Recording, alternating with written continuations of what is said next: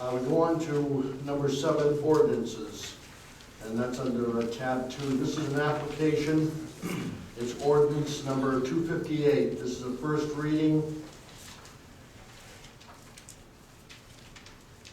This is an ordinance proposing revisions of the various elements of the comprehensive plan in conformance with the application of Kosovo Realty Corporation Incorporated in order to allow for the redevelopment of the existing commercial use within the town. This is a public hearing pursuant to section 163.3184 Florida statutes, and it is the first hearing of the ordinance at the transmittal stage of a proposed adoption of a comp plan amendment. First, we're going to hear from the applicant, Kosovo Realty Corporation, and their representative.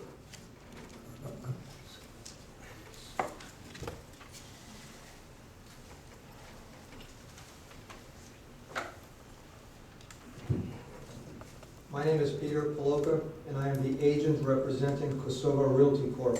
regarding its application concerning revisions to the comprehensive plan. In reviewing tonight's agenda, when I arrived at tonight's meeting, I noticed that my application was put on tonight's agenda for first reading. Needless to say, it came as a complete surprise to me. The applicant was not notified by the town that its application would be before the town council for a vote tonight. This is another example of a kangaroo court and a deprivation of due process of law. It is further proof that it is impossible for the inn property to ever get a fair hearing before any of the town's current boards. They have been intentionally stacked with individuals who have a personal gain in the outcome of their own vote. In response to Mr. Paluca, he sent on February 11th to our town clerk, please accept this email communication as my formal request effectively immediately to withdraw Kosovo Realty Corporation's application for comprehensive plan text amendments for reasons that will be forthcoming from his legal counsel. Well, that was illegal. There's a special form that was sent out to Mr. Paluca and not returned to us. Therefore, we will be going through with this. If I may, Mayor, just for a second, let me explain. There really is a process, and it's outlined in the code. So when the mayor says it's illegal, it is against our code to withdraw without following the code. And the code section is 2-157.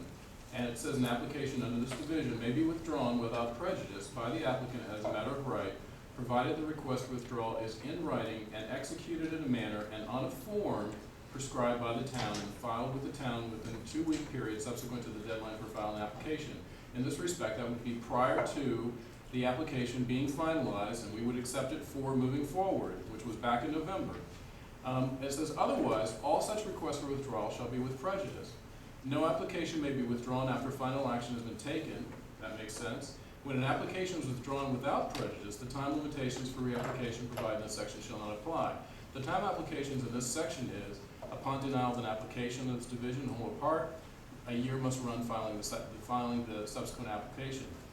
Essentially what that means is that if you do not do it correctly according to code, then what has happened is we have now had 2 hearings. We have spent time and staff time on this application, and if you are going to withdraw it, you need to do it on a form which was provided to Mr. Paloka the next day after he provided us his email. It's easily filled out. The only thing they have to do is put in their address, property control number, legal description, and an owner's affidavit.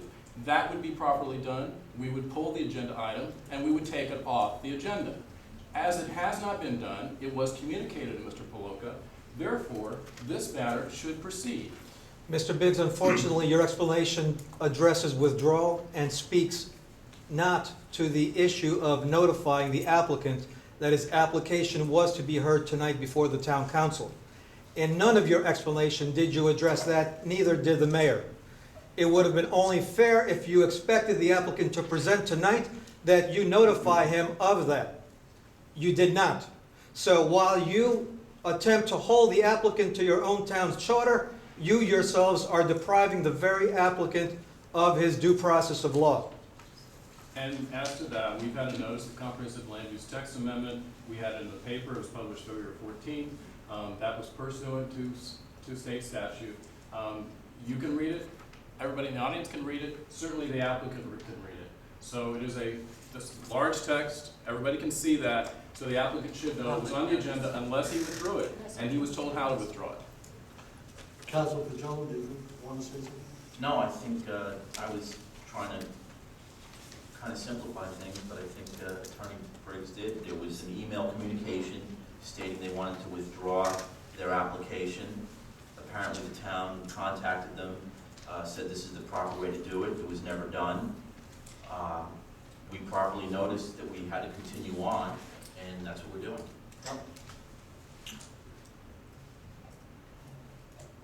So in this instance, Right. it appears that Mr. Poloka, the applicant, is not going to be speaking. So